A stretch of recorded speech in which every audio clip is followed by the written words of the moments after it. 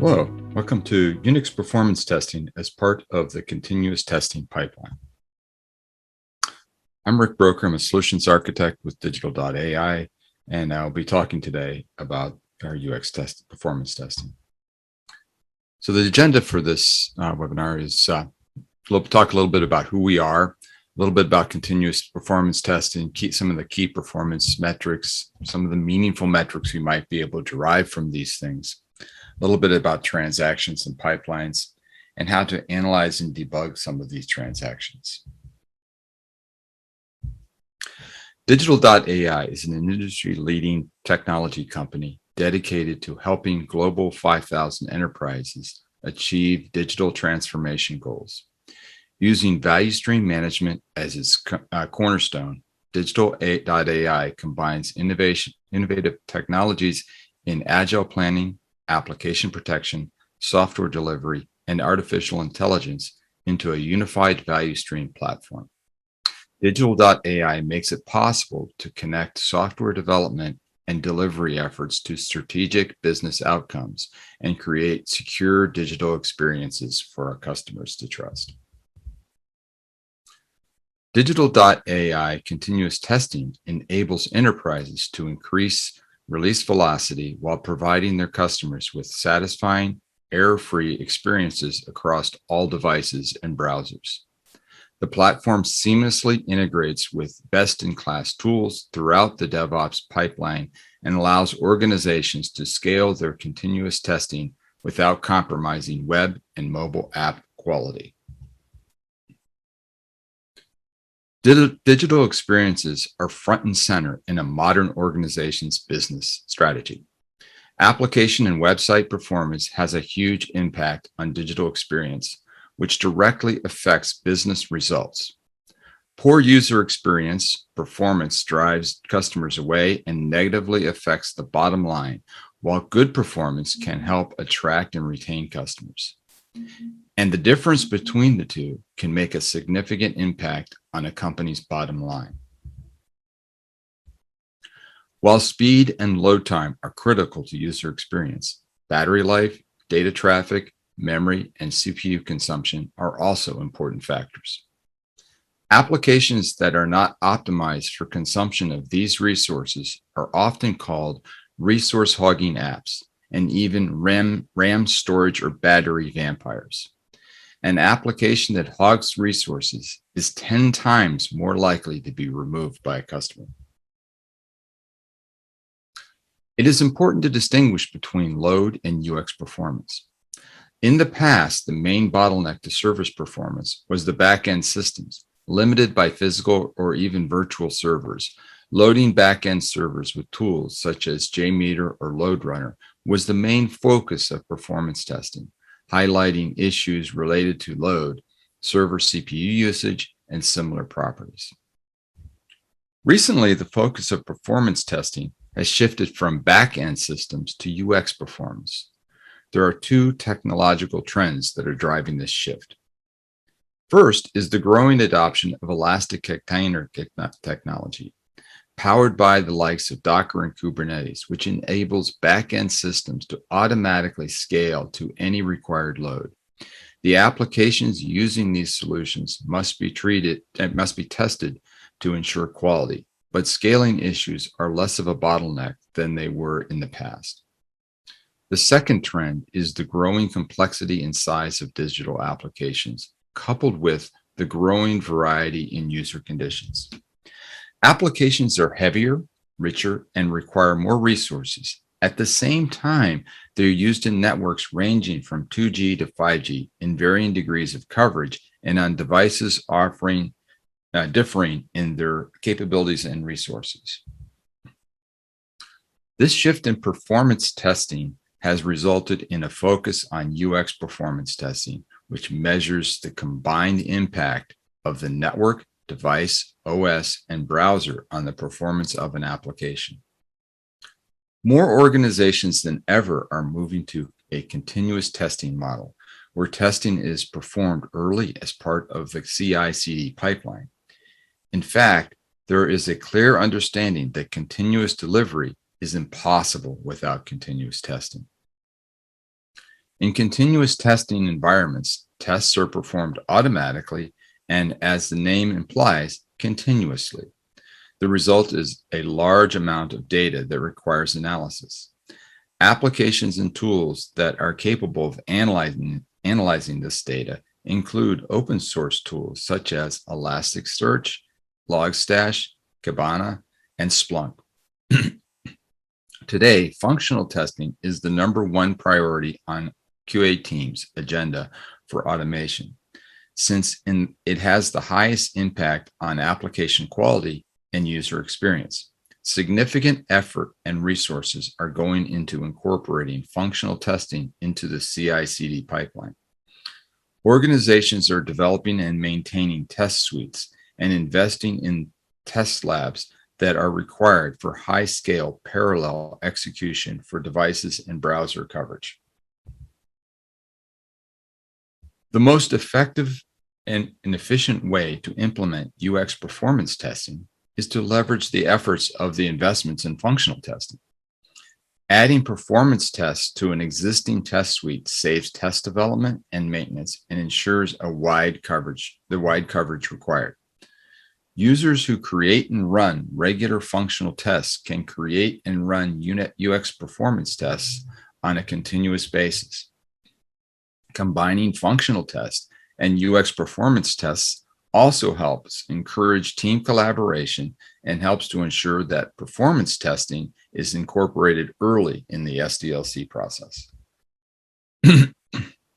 Starting to measure performance metrics requires breaking down users' interactions with an application to the level of each transaction. A transaction is a specific operation performed at the UI level, which leads to communication with the server and backend. For example, clicking on the login button and waiting for the next screen to load can be considered as the login transaction. Other examples of transactions are actions like search, generating report, deleting an element, and so on. Each of these types of transactions typically involves an interaction with the database. Usually, in functional testing, tests also contain actions that are not part of a transaction. For example, if you have forms we need to fill in an application, filling in a form is not part of the transaction, and the speed in which the user fills the form is mainly up to the typing speed and level of distraction. Many tests also load the application or navigate to a specific area in a page. When analyzing application performance, especially as part of continuous testing pipelines, we need to isolate transactions from other actions as well as from each other in order to pinpoint specific issues and correct them. UX performance can impact user experience in different ways. How long a page takes to load in full, how long before the user starts engaging with the page, and more. And whether apps slow down, guzzle down battery, hog CPU or device memory, and more. An issue with one or more metric doesn't necessarily affect another metric. In addition, if the login transaction performance is flawless without any deterioration, it doesn't mean that the search transaction doesn't have a bug that led to a performance issue. This is why it's important to continuously monitor all transactions and all key performance metrics and compare them to the established baseline. In the first example, the user sees nothing during the load time, and only in the 5th second does the material appear as the entire page is being loaded at once. In the second example, after 2 seconds, the user is able to see full frames, and by the 3rd second, most of the content is available, and the user can start to analyze the page and find the main content on the page. The user experience in these two cases is very different, and it emphasizes why a meaningful alternative to page load time is needed. On their own, performance metrics are meaningless. Is a transaction duration of 5 milliseconds good or bad? To generate value from performance metrics, one approach is to require meeting the target values for these metrics or thresholds. If the target duration of the login action defined by the business owners is 10 milliseconds, 5 milliseconds is great. If the defined duration is 4 milliseconds, it does not meet the mark. A better approach would be to achieve these target values or thresholds is by building a baseline from many builds for that same transaction with different conditions. Then the system can automatically identify anomalies and deviations from the baseline. Transaction data needs to be stored in a central repository so it can be analyzed to identify trends and issues, which brings understanding of the root cause of the issues. This way, we can also understand whether a deviation happened only for a specific device or network condition in a specific build following a certain update, and so on.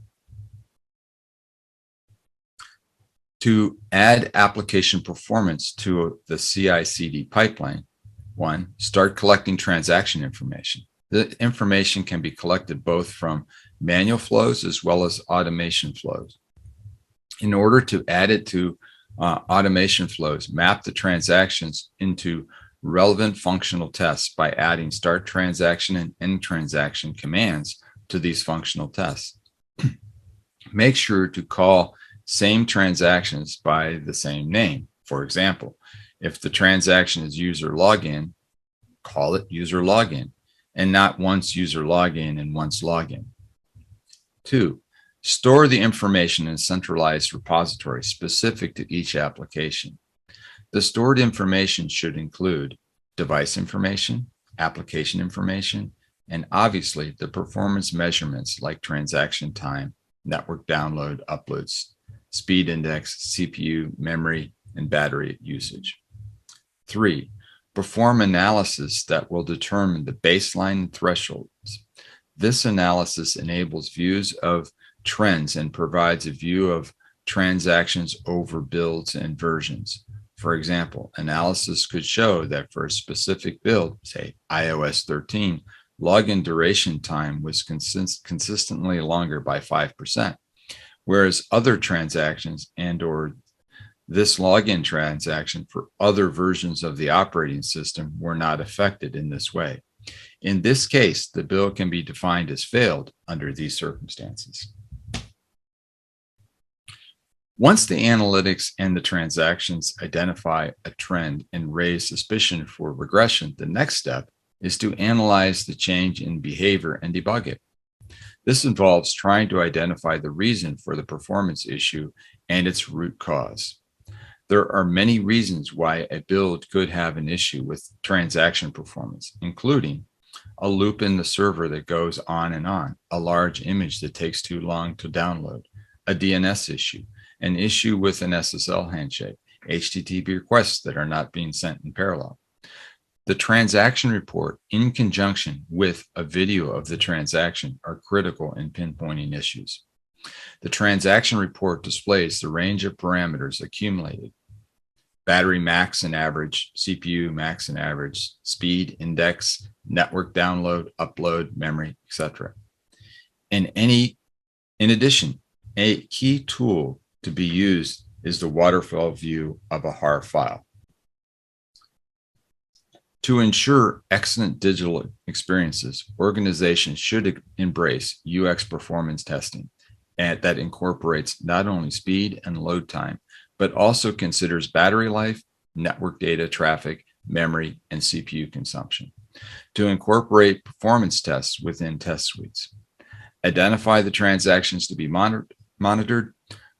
Product owners then map these transactions. Add the definition of start and end transactions to existing functional tests. Integrate the performance data into reports and analytics, and take the required actions to correct the issues. Thank you for your time today. If you have any questions and you're interested in learning more, feel free to contact us at digital.ai. Thank you.